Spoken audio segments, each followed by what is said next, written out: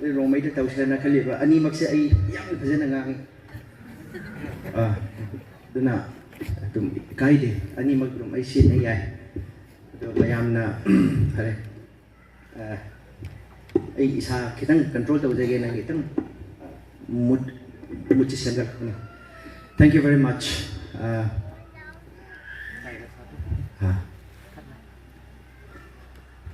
I take this privilege to welcome each one of you to this last rites of my dad. So, John, I'll be talking today in Manipuri and our dialect. So, might be. Adobo tawriba ngasagi kigi program asigi kung sa manay. Na babaso ay isang kanbada. Taram gani na kali. Ngasi ay hak na kitang matam lâu giờ cái đâu mà xe, tôi xin hai cái này là bà đã bảo đâm ra cái này, mấy em ấy mà phong masih đã bỏ ra mà phong masih đã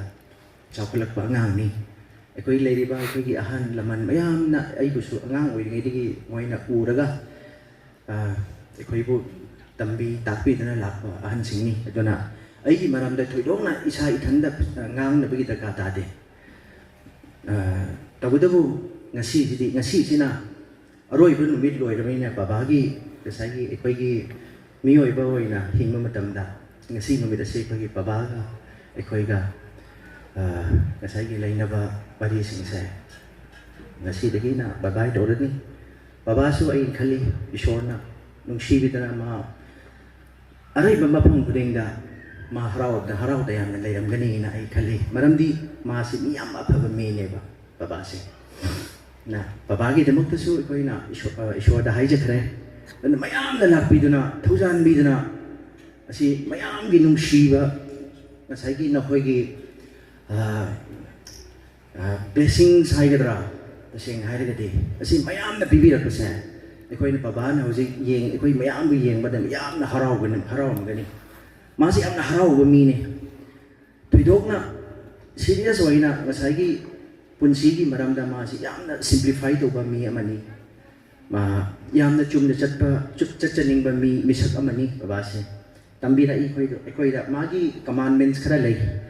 aina sum angang oi ngai dagi sum mi kitang da sum mi matung inadri ngai da mana wajaba isa se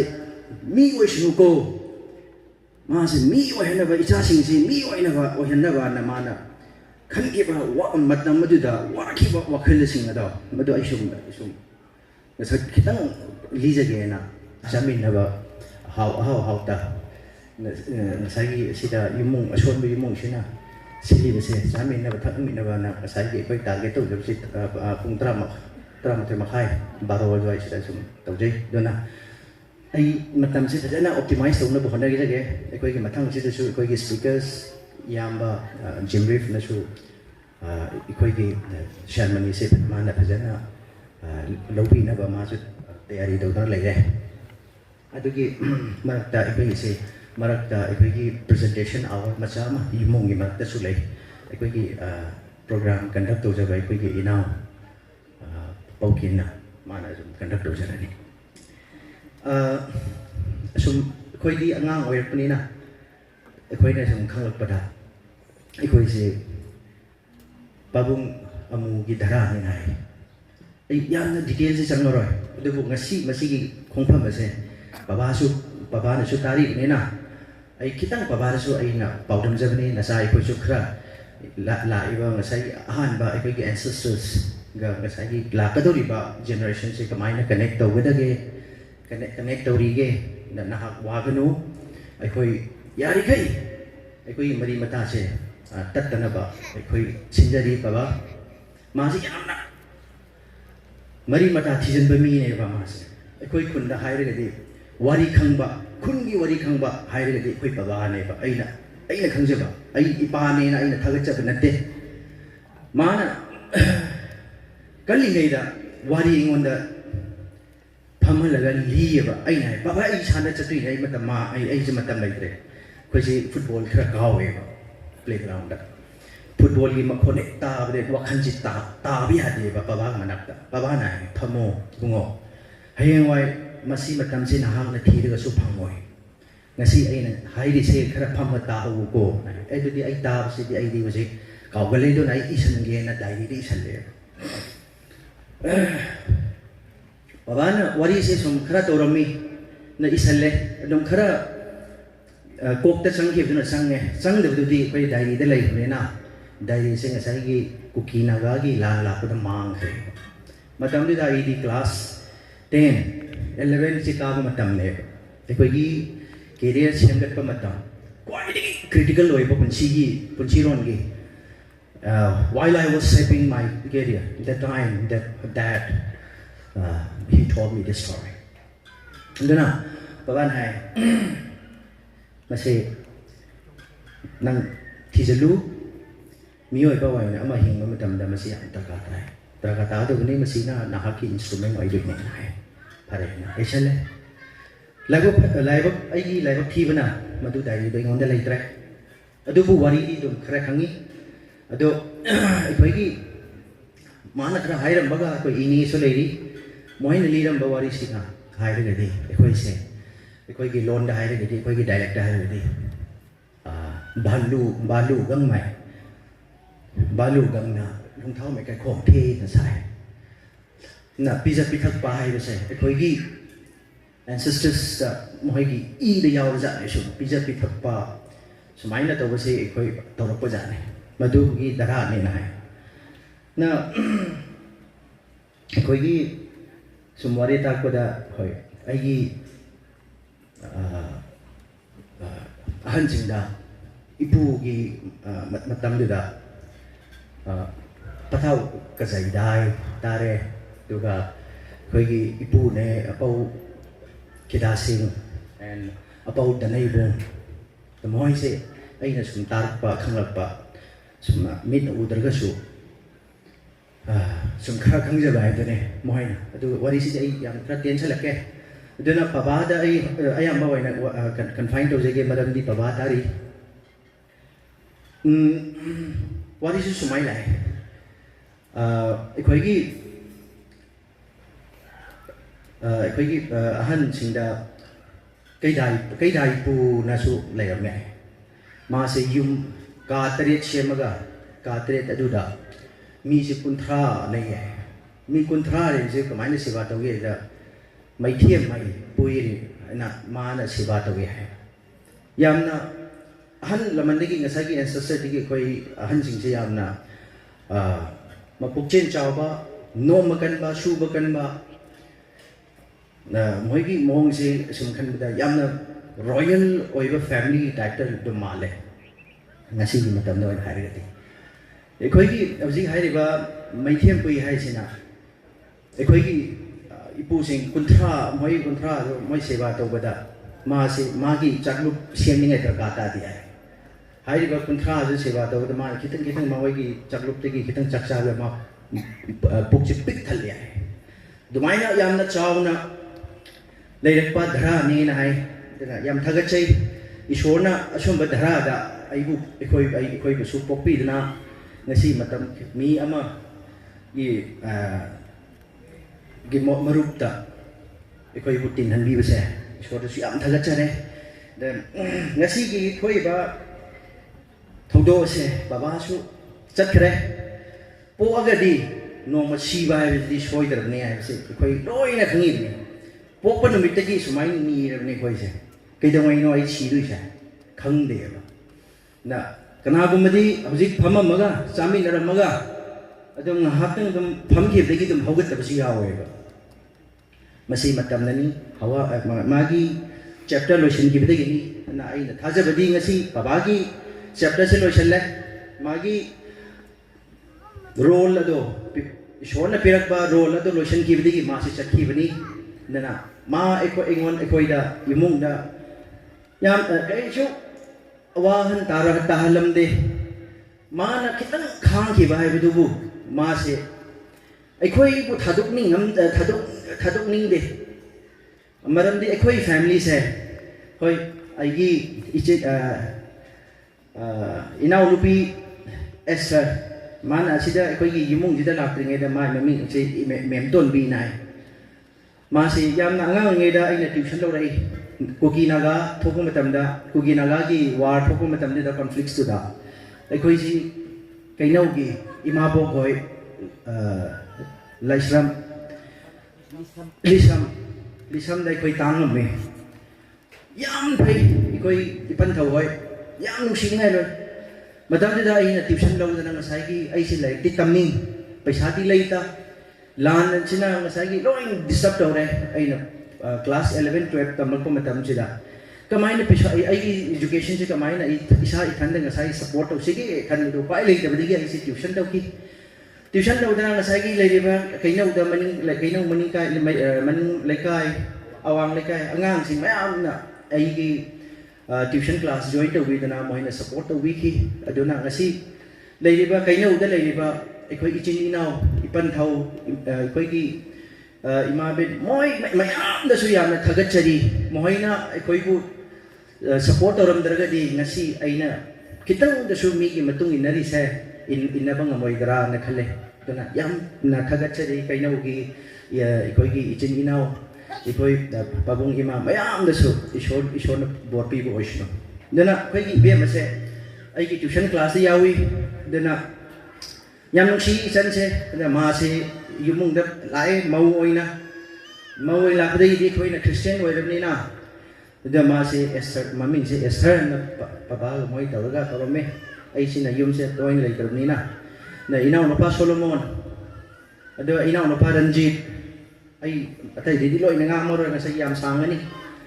inau no pa Solomon sina waja gi se ma na wa ba si di wa ha ai ne di phone tau re bungo kamai tau re ge sumai tau re na ma na ro moi ni sina roi na silang da yum sigi moi na chen chong da na roi na yang wa na akhoi gi pabung ga ima ga moi ga loi na da na som matam kuting gi awa ba china da moi na pula abni madu gi da makta su ko inau sin yam na thagat che aduga inau Ranjit ma se khoi paba na kwai ma na ai sum khan ba da mamit ui ba matam da su ma se khoi inau Ranjit tu kauram gani ai khalle maram di ma yamna khoi inau Ranjit si yam nung shi ma se dana khoi inau Ranjit chu khara masa nuai da ba khara lai bani na bai ma na ngamba mateng pangai yunggi adugi tamak su ko inau su yamna thagat che aduna ngasi wari se ai muk somda muk hanjalake ai babung se mana Ingonda wari masakra hai ramai bungo naha yari kai oi da ngang ganu ko akhoi se papi ni akhoi se pap na lup lam mi ni adubu ngam ni kai oi da na ngang na ba ko asima hai ani shuda mana hai ma se akhoi ki chini na bu officers oi ni ba officers oi ni de da ma se lai se khoi se lai se taman paisa de li da ma se lai se taman na ba adubu ma se kamai da ba da ingon hai ki hakchang phabna lan ni ai matam de gyan ta ki de hakchang phabna lan ni maram maduna larik tambai se laik da pa ya de long thang su shu da bani yong ki thabak su shu da bani aduga school se da bani college se da bani do laik tam da bani na laik tam bani na ki laik da pa lai do madu ya de masi man adu mai hai matam da ai kha sau ki adu man hai mi wari lo ma ki vision se kayam wang mge da man hai judi kaim na te ba ai se long chalu hai na tu ma hai si di laik hair marga su extracurricular activities da overall personality development ase taka ta bani ko na hairam baza ni ba hauchit na gyan da koi wa ne ba ai ni khal dina kari no paba hai su long chalu ai chatle ba tasin na ba ai ko iroi angau ba lai me ba iroi angau ba si da ko langgon che pa la ga iroi se iroi gi langgon se yam lum me ba no ma di ba na ngang man ba da ai se chatle ge na ai se chatle ba ai ko gi chingkhong lau sing ga sa gi lau phong le tu sa bo lau ri si am wang e ꯑꯩꯈꯣꯏ ꯁꯤꯗꯤ ꯃꯈꯥꯁꯤꯗꯤ ꯈꯔ ꯐꯩ ꯑꯗꯨꯒ ꯂꯧꯔꯤꯁꯤ ꯋꯥꯡꯕꯅꯤꯅ ꯉꯁꯥꯏꯒꯤ ꯂꯧ ꯄꯨꯛ ꯃꯅꯨꯡꯗꯗꯤ ꯑꯗꯨꯝ rotation ꯇꯧꯔꯒ ꯉꯁꯥꯏꯒꯤ ꯂꯧ ꯈꯣꯏꯕꯗꯤ ꯑꯗꯨꯝ ꯌꯥꯔꯦꯕ ꯂꯣꯏꯁꯤꯜꯂꯀꯥꯟꯗ ꯂꯧꯔꯤ ꯑꯃ ꯀꯥꯟꯒꯦꯅ ꯇꯧꯕ ꯃꯇꯝꯗ ꯉꯁꯥꯏꯒꯤ ꯏꯔꯣꯏꯁꯤ ꯆꯦꯟꯈ꯭ꯔꯤꯕ ꯉꯁꯥꯏꯒꯤꯗꯨꯗꯤ ꯐꯨꯛꯀꯠꯄ ꯉꯝꯗꯗꯅ ꯉꯁꯥꯏꯒꯤ ꯏꯔꯣꯏꯅꯗꯤ ꯉꯁꯥꯏꯒꯤ ꯂꯧꯕꯨꯛ ꯑꯃꯗ ꯆꯪꯈ꯭ꯔꯦ ꯑꯩꯅ ꯁꯨꯝ ꯂꯧꯕꯨꯛ ꯑꯃꯗ ꯂꯩꯍꯧꯔꯦ ꯑꯗꯨꯒ ꯃꯌꯥꯏꯗ ꯂꯧꯔꯤꯗꯨꯗ ꯉꯁꯥꯏꯒꯤ ꯂꯪꯒꯣꯟꯁꯦ ꯌꯨꯡꯁꯜꯂꯒ ꯉꯁꯥꯏꯒꯤ ꯄꯨꯔꯥ ꯇꯦꯛꯄ ꯋꯥꯅꯤꯗ ꯑꯁ ꯂꯣꯏꯔꯦ ꯉꯁꯤꯗꯤ ꯑꯩ ꯆꯩ ꯆꯥꯗꯔꯦ ꯌꯥꯝꯅ ꯋꯥꯈꯤꯕ ꯕꯕꯥꯗ ꯑꯩꯅ ꯍꯥꯏꯔꯦꯕ ꯕꯕꯥ ꯋꯥꯔꯤꯁꯦ ꯇꯦꯟꯁꯤꯜꯂꯕꯅꯤꯀꯣ ꯕꯕꯥ ꯑꯩꯁꯦ ꯅꯍꯥꯛꯀꯤ ꯀꯩꯅꯣꯗꯣ ꯂꯪꯒꯣꯟ ꯇꯦꯛꯈ꯭ꯔꯦ ꯀꯃꯥꯏꯅ ꯇꯦꯛꯅꯣ ꯃꯥꯅ ꯆꯦꯟꯈꯤꯕꯗꯒꯤ ꯏꯔꯣꯏ ꯆꯦꯟꯈꯤꯕꯗꯒꯤ ꯑꯩ ꯍꯣꯠꯅꯕ ꯉꯝꯗꯅ ꯉꯁꯥꯏꯒꯤ ꯆꯤꯡꯈꯠꯇ꯭ꯔꯤꯉꯩꯁꯤꯗ ꯃꯥꯅ ꯉꯁꯥꯏꯒꯤ ꯑꯁꯨꯃꯥꯏꯅ ꯇꯧꯗꯅ ꯌꯨꯡꯁꯜꯂꯦ ꯂꯧꯕꯤꯗ ꯃꯥ ꯁꯥꯎꯋꯦ ꯉꯥꯛꯇꯤ ꯑꯗꯨ ꯃꯥ ꯇꯣꯛꯈ꯭ꯔꯦ ꯃꯥ ꯒ꯭ꯌꯥꯟ ꯇꯥꯕꯖꯥꯠꯅꯤ ꯑꯉꯥꯡꯅꯤ ꯑꯗꯨꯕꯨ ꯃꯥ ꯑꯩꯉꯣꯟꯗ ꯐꯨꯈꯤꯗꯦ ꯉꯥꯏꯍꯥꯛꯇꯪ ꯆꯩꯔꯝꯃꯤ ꯑꯗꯨꯃꯥꯏꯅ ꯇꯧꯗꯅ ꯕꯕꯥꯁꯦ ꯌꯥꯝꯅ ꯈꯟꯊꯕ ꯍꯩꯕ ꯑꯗꯨꯒ ꯄ꯭ꯔꯦꯛꯇꯤꯀꯦꯂꯤꯇꯤ ꯌꯥꯝꯅ ꯄꯥꯝꯖꯕ ꯑꯗꯨꯒ ꯍꯛꯆꯥꯡ ꯐꯕ ꯂꯟꯅꯤ ꯍꯥꯏꯁꯤꯗ ꯃꯥꯅ ꯑꯃꯨꯛ ꯀꯃꯥꯏꯅ ꯇꯧꯁꯤꯜꯂꯛꯀꯦꯗ ꯑꯩꯈꯣꯏ ꯏꯆꯤꯟ ꯏꯅꯥꯎ ꯃꯔꯤ ꯁꯨꯔꯝꯃꯦ ꯑꯩꯅꯦ ꯑꯩ ꯏꯈꯥꯗ ꯔꯟꯖꯤꯠꯅꯦ ꯑꯩ ꯑꯗꯨꯒꯤ ꯃꯈꯥꯗ ꯀꯤꯔꯟꯅ ꯑꯩꯈꯣꯏ ꯏꯅꯥꯎꯅꯨꯄꯥ ꯑꯃ ꯂꯩꯔꯝꯃꯦ ꯃꯥ ꯂꯩꯈꯤꯗ꯭ꯔꯦ ꯏꯁꯣꯔ ꯂꯥꯏ ꯑꯣꯟꯈ꯭ꯔꯦ ꯑꯗꯨꯒ ꯑꯔꯣꯏꯕꯁꯤꯅ ꯑꯩꯈꯣꯏꯒꯤ ꯏꯅꯥꯎ ꯁꯨꯂꯃꯣꯟꯁꯤꯅꯦꯕ ꯑꯩꯈꯣꯏꯁꯦ ꯐꯃꯨꯡ ꯑꯃꯗ ꯇꯨꯝꯃꯦꯕ ꯃꯥ ꯂꯩꯔꯀꯥꯟꯗ ꯕꯕꯥꯅ ꯀꯩꯗꯧꯒꯦꯗ ꯃꯁꯤ ꯋꯥꯏꯅꯦꯝꯁꯤꯗꯒꯤ ꯏꯝꯐꯥꯜ ꯆꯠꯂꯒ ꯃꯥꯅ ꯉꯁꯥꯏꯒꯤ ꯕꯦꯜꯁꯦ ꯉꯁꯥꯏꯒꯤ ꯕꯦꯜ ꯍꯥꯏꯗꯤ ꯉꯁꯥꯏꯒꯤ ꯑꯩꯈꯣই ꯌꯨꯝꯗ ꯇꯤꯡ ꯇꯣꯡ ꯇꯧꯕ ꯖꯥꯠꯇꯣ ꯑꯗꯨ ꯅꯠꯇꯦ ꯃꯗꯨꯗꯤ ꯌꯥꯝꯅ ꯃꯈꯣꯟ ꯌꯥꯝ ꯐꯖꯕꯅꯦ ꯃꯥꯅ ꯄꯨꯔꯛꯏꯁꯤꯗꯤ ꯇꯧꯔꯒ ꯉꯁꯥꯏꯒꯤ ꯃꯈꯣꯟꯁꯦ ꯇꯥꯅꯤꯡꯕꯗ ꯅꯠꯇꯦ ꯃꯁꯤ ꯃꯥꯅ ꯑꯩꯈꯣꯏꯒꯤ ꯐꯃꯨꯡꯁꯤꯗ ꯄꯥꯟꯁꯤꯜꯂꯤꯅꯦ ꯑꯗꯨꯒ ꯁ꯭ꯋꯤꯠꯁꯦ ꯃꯄꯥꯟꯗ ꯍꯥꯞꯇꯣꯏꯅꯦ ꯃꯥꯅ ꯑꯗꯨꯒ ꯍꯧꯒꯠꯂꯦꯅ ꯑꯗꯨꯒ ꯃꯥꯅ ꯑꯩꯈꯣꯏꯕꯨ ꯍꯧꯗꯣꯛꯇꯣꯏꯅꯦ ꯑꯗꯨ ꯅꯝꯗꯣꯏꯅꯦ ꯑꯩꯈꯣꯏꯅ ꯍꯧꯒꯠꯇ꯭ꯔꯤ ꯐꯥꯎ ꯑꯗꯨꯗꯤ ꯑꯩꯈꯣꯏ ꯑꯍꯨꯝꯁꯦ ꯑꯩꯈꯣꯏꯁꯦ ꯍꯧꯒꯠꯇꯣꯏꯅꯦ ꯃꯥꯅ ꯇ꯭ꯔꯦꯅꯤꯡ ꯄꯤꯔꯝꯃꯤꯁꯦ ꯑꯩ ꯈꯜꯂꯝꯃꯦꯕ ꯄꯥꯕꯨꯡꯁꯦ ꯀꯔꯤꯅꯣ ꯌꯥꯝꯅ ꯑꯩꯈꯣꯏꯕꯨ ꯇꯝꯊꯤꯅ ꯇꯧꯕꯤꯔꯤꯁꯤꯕꯨ ꯀꯩꯒꯤꯅꯣ ꯑꯩ ꯁꯨꯝ ꯃꯔꯛ ꯑꯃꯗꯤ ꯑꯗꯨꯝ ꯈꯜꯂꯝꯃꯦꯕ ꯃꯥꯅ ꯇꯧꯔꯤꯃꯤꯁꯦ ꯇ꯭ꯔꯦꯅꯤꯡ ꯄꯤꯔꯝꯃꯦꯕ ꯑꯩꯈꯣꯏꯕꯨ ꯑꯗꯨꯅ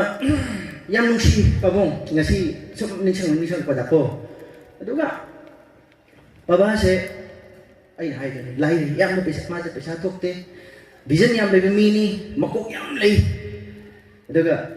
ꯃꯥꯁꯦ ꯏꯂꯦꯛꯇ꯭ꯔꯣꯅꯤꯛꯁꯀꯤ ꯉꯁꯥꯏꯒꯤ ꯄꯣꯠ ꯆꯩꯁꯤꯗꯤ ꯌꯥꯝꯅ ꯉꯥꯎꯖꯕ ꯔꯦꯗꯤꯑꯣꯒꯨꯝꯕ ꯗ ꯃ꯭ꯌꯨꯖꯤꯛ ꯁꯤꯁꯇꯝꯒꯨꯝꯕ ꯈꯨꯟꯗ ꯍꯥꯏꯔꯒꯗꯤ ꯑꯩ ꯃꯇꯝ ꯑꯃꯗ electricity ꯃꯩ ꯂꯥꯛꯇ꯭ꯔꯤꯉꯩꯗ ꯑꯩꯈꯣꯏ ꯍꯥꯞꯂꯦꯟ ꯁꯤꯖꯤꯟꯅꯩ ꯍꯥꯞꯂꯦꯟꯅ ꯂꯦꯟꯗꯦꯟ ꯍꯥꯞꯂꯦꯟꯅ ꯉꯁꯥꯏꯒꯤ ꯃꯁꯤ ꯁꯤꯖꯤꯟꯅꯕꯁꯦ ꯑꯩꯈꯣꯏ ꯕꯕꯥꯁꯦ ꯃꯗꯨꯒꯤ ꯑꯦꯛꯁꯄꯔꯠꯅꯦꯕ ꯈꯨꯟꯒꯤ ꯄ꯭ꯔꯣꯒ꯭ꯔꯥꯝ ꯀꯩꯀꯩ ꯍꯦꯛ ꯊꯣꯛꯄꯗ ꯕꯕꯥꯒꯤ ꯑꯗꯨꯝ ꯃꯤꯡ ꯊꯣꯔꯛꯑꯗꯕꯅꯤ ꯃꯥꯏꯛꯇ ꯑꯗꯣ ꯃꯥꯁꯤꯅ ꯉꯁꯥꯏꯒꯤ ꯍꯥꯞꯂꯦꯟ ꯉꯁꯥꯏꯒꯤ ꯁꯦꯝꯕ ꯆꯣꯡꯕ ꯈꯣꯠꯄꯁꯤ ꯌꯥꯝꯅ ꯍꯩꯅꯖꯕꯤ ꯑꯗꯨꯒ ꯃꯥꯏꯛ ꯁꯤꯁꯇꯦꯝ ꯉꯁꯥꯏꯒꯤ ꯃꯥꯏꯛ ꯃꯇꯝ ꯑꯗꯨꯗꯗꯤ ꯍꯧꯖꯤꯛꯇꯤ ꯁ꯭ꯄꯤꯀꯔ ꯂꯩꯔꯦ ꯃꯥꯏꯛꯁꯦ ꯁꯨꯃꯥꯏꯅ ꯇꯧꯔꯒ ꯉꯁꯥꯏ ꯐꯅꯦꯜ ꯇꯥꯏꯞꯇ ꯂꯩꯕ ꯍꯧꯖꯤꯛꯁꯨ ꯂꯩꯔꯝꯒꯅꯤ ꯑꯗꯨꯒ ꯑꯗꯨꯝꯕꯁꯦ ꯃꯅꯤꯡꯗꯒ ꯑꯁꯤꯅ ꯁ꯭ꯄꯤꯀꯔꯒ ꯌꯥꯎꯔꯒ ꯑꯗꯨꯃꯥꯏꯅ ꯋꯥꯗ ꯋꯥꯡꯅ ꯌꯨꯡꯉꯒ ꯁꯨꯃꯥꯏꯅ ꯂꯩꯕꯗꯣ ꯑꯗꯨꯃꯥꯏꯅ ꯇꯧꯋꯦ ꯕꯕꯥꯁꯤꯅ ꯌꯥꯝꯅ ꯑꯁꯨꯝꯕꯁꯤꯗ ꯉꯥꯎꯖꯕ ꯍꯩꯅꯖꯕ ꯃꯥꯁꯦ ꯌꯥꯝꯅ ꯄꯥꯝꯖꯩꯌꯦꯕ ꯅ ꯃꯥꯅ ꯆꯠꯅꯁꯨ ꯃꯥ ꯔꯦꯗꯤꯑꯣꯁꯦ ꯑꯩꯈꯣꯏꯅ ꯃꯥꯅ ꯍꯥꯏꯕ ꯈꯨꯗꯤꯡ ꯔꯦꯗꯤꯑꯣ ꯂꯩꯔꯒ ꯍꯥꯏꯕ ꯃꯥꯏ ꯃꯃꯧꯁꯦ ꯂꯩ ꯄꯤꯔꯤꯅꯦ ꯑꯩꯈꯣꯏꯁꯦ ꯗꯨꯀꯥꯟ ꯃꯆꯥ ꯑꯃ ꯁꯦꯝꯃꯣ ꯔꯦꯗꯤꯑꯣꯒꯤ ꯍꯥꯏꯕꯗꯤ ꯔꯦꯗꯤꯑꯣꯁꯤ ꯌꯥꯝꯃꯦꯕ ꯂꯩꯁꯟꯕꯁꯦ ꯁꯨꯝ ꯑꯩꯅ ꯃꯥ ꯃꯅꯥꯛꯇ ꯂꯥꯛꯄ ꯈꯨꯗꯤꯡ ꯔꯦꯗꯤꯑꯣꯅꯦ ꯇꯦꯞꯅꯦ ꯋꯥꯛꯃꯦꯟꯅꯦ ꯀꯔꯤ ꯁꯨꯝ ꯊꯝꯗꯣꯏꯅꯦ ꯑꯗꯣ ꯏꯅꯦꯅ ꯍꯧꯖꯤꯛ ꯍꯥꯏꯈꯤꯗꯣ ꯆꯩꯁꯨ ꯉꯁꯥꯏꯒꯤ ꯂꯨꯏꯗꯒꯤ ꯁꯦꯝꯕ ꯆꯩꯁꯨ ꯂꯨꯏꯗ ꯂꯤꯅ ꯁꯦꯝꯕ ꯆꯩꯁꯨ ꯃꯁꯤ ꯌꯥꯝꯅ ꯃꯗꯨꯗ ꯉꯥꯎꯖꯕ ꯍꯔꯤꯗ꯭ꯋꯥꯔ ꯄꯨꯔꯦ ꯕꯕꯥꯅ ꯀꯣꯏꯗꯕ ꯃꯐꯝ ꯑꯩꯅ ꯈꯟꯕꯗ ꯁꯥꯎꯗꯔꯟ ꯄꯥꯔꯠ ꯑꯣꯐ ꯏꯟꯗꯤꯌా ꯁꯤꯗ ꯉꯥꯏꯔꯦ ꯕꯕꯥ ꯃꯃꯥꯁꯦ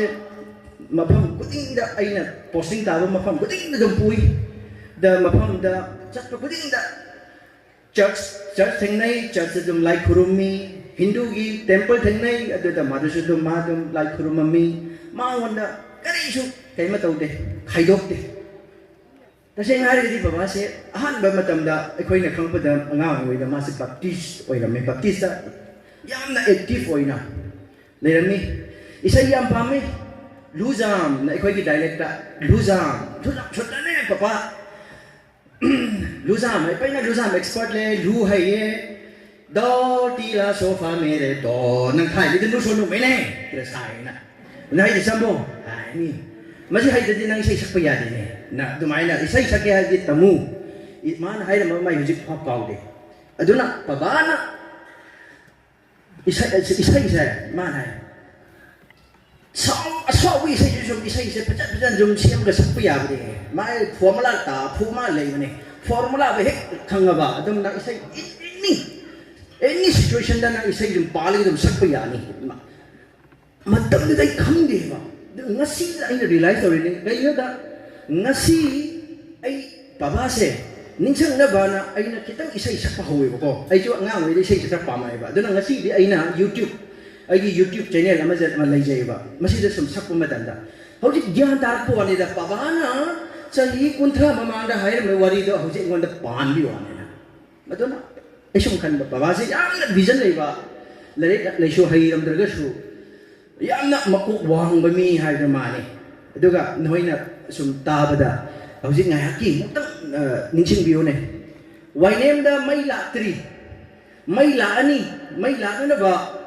ꯑꯩꯈꯣꯏ ꯁꯔꯀꯥꯔꯗ ꯍꯥꯏꯅꯔꯦ ꯃꯥꯁꯦ ꯆꯦꯟ ꯆꯣꯡꯕꯁꯤ ꯌꯥꯝ ꯇꯧꯋꯦꯕ ꯈꯨꯟꯒꯤ ꯆꯥꯎꯈꯠ ꯈꯣꯡꯊꯥꯡꯒꯤ ꯑꯩꯈꯣꯏ ꯑꯍꯟꯁꯤꯡꯅꯁꯨ ꯅꯍꯥꯟꯗ ꯍꯥꯏꯈ꯭ꯔꯕꯅꯦ ꯃꯗꯨ ꯅꯨꯃꯤꯠꯇꯣ ꯑꯩ ꯊꯣꯛꯇ꯭ꯔꯦꯕ ꯕꯕꯥꯅ ꯍꯥꯏꯕꯅꯤ ꯅꯪ ꯀꯞꯄ ꯌꯥꯗꯦ ꯑꯩꯅ ꯋꯥ ꯉꯥꯡꯉꯗꯤ ꯀꯞꯄ ꯇꯥꯕ ꯑꯗꯨꯅ ꯑꯩꯅ ꯃꯗꯨ ꯅꯨꯃꯤꯠꯇ ꯑꯩ ꯋꯥ ꯉꯝꯈꯤꯗ꯭ꯔꯕꯅꯤ ꯕꯕꯥꯁꯦ ꯌꯥꯝꯅ ꯆꯦꯟ ꯆꯣꯡꯕ ꯌꯥꯝꯅ ꯈꯨꯟꯒꯤ ꯆꯥꯎꯈꯠꯄ ꯊꯕꯛ ꯍꯥꯏꯔꯒꯗꯤ ꯃꯥꯁꯦ ꯊꯋꯥꯏ ꯂꯨꯞꯄꯤ ꯑꯗꯨꯅ ꯃꯥꯅ ꯀꯃꯥꯏꯅ ꯇꯧꯒꯦꯗ ꯑꯩꯈꯣꯏꯒꯤ ꯃꯊꯛ ꯂꯩꯔꯤꯀꯥꯟꯗ ꯃꯩ ꯂꯥꯛꯇ꯭ꯔꯤ ꯑꯩꯁꯨ ꯒ꯭ꯌꯥꯟ ꯇꯥꯗꯦ ꯃꯥꯅ ꯋꯥꯏꯔꯒꯁꯤ ꯄꯨꯔꯛꯇꯅ ꯃꯇꯝ ꯃꯥꯡꯍꯟꯗꯅ ꯃꯥꯅ ꯉꯁꯥꯏꯒꯤ ꯐꯤꯠꯇꯤꯡ ꯇꯧꯔꯒ ꯁ꯭ꯋꯤꯆ ꯕꯦꯠ ꯁ꯭ꯋꯤꯆꯅꯦ ꯀꯥꯏꯅ ꯉꯁꯥꯏꯒꯤ ꯃꯄꯥꯟꯗꯒꯁꯦ ꯂꯥꯏꯠꯀꯤ ꯕꯜꯕꯀꯁꯦ ꯊꯥꯟꯖꯤꯜꯂꯒ ꯑꯗꯨꯒ ꯌꯨꯝꯕꯨꯡꯒꯁꯦ ꯉꯁꯥꯏ ꯀꯣꯂꯤꯡ ꯕꯦꯜꯒꯁꯦ ꯊꯝꯃꯒ ꯉꯁꯥꯏꯒꯤ ꯐꯣꯛ ꯂꯥꯏꯠ ꯀꯥꯏꯅ ꯁꯤꯁꯇꯦꯝꯁꯦ ꯑꯁꯤꯅ ꯃꯥꯁꯇꯔ ꯁ꯭ꯋꯤꯆꯅꯤ ꯑꯁꯤꯅ ꯕꯦꯠ ꯁ꯭ꯋꯤꯆꯅꯤ ꯀꯥꯏꯅ ꯉꯁꯥꯏꯒꯤ ꯁꯤꯟꯗꯣꯛꯈꯤꯕ ꯋꯥꯅꯤꯗ ꯑꯩꯅ ꯕꯕꯥ ꯃꯩꯗꯤ ꯀꯥꯏ ꯂꯧꯗꯣꯏꯕ ꯂꯥꯛꯑꯗꯕꯅꯤ ꯇ꯭ꯔꯥꯟꯁꯐꯣꯔꯃꯔ ꯑꯁꯤꯗꯤ ꯌꯨꯡꯒꯗꯕꯅꯤ ꯍꯥꯏ ꯑꯗꯨ ꯂꯥꯛꯑꯕꯣ ꯃꯇꯝ ꯆꯪꯈꯤꯅꯤ ꯍꯥꯏ ꯑꯗꯨꯅ ꯆꯪꯗ꯭ꯔꯤꯉꯩꯗ ꯑꯩꯅ ꯃꯁꯤ ꯇꯌꯥꯔꯤ ꯇꯧꯍꯧꯕꯅꯦ ꯃꯥꯁꯦ ꯇꯌꯥꯔꯤ ꯌꯥꯝ ꯇꯧꯕ ꯍꯩꯌꯦꯕ ꯂꯥꯛꯇ꯭ꯔꯤꯉꯩꯗ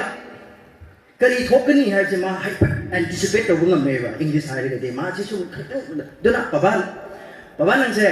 ꯌꯥꯝꯅ ꯐꯕ ꯃꯤ ꯑꯗꯨꯒ ꯌꯥꯝꯅ ꯚꯤꯖꯟ ꯂꯩꯕ ꯃꯤꯅꯦꯅ ꯑꯩꯅ ꯁꯨꯝ ꯉꯁꯤ ꯇꯥꯛꯏꯅꯤꯗ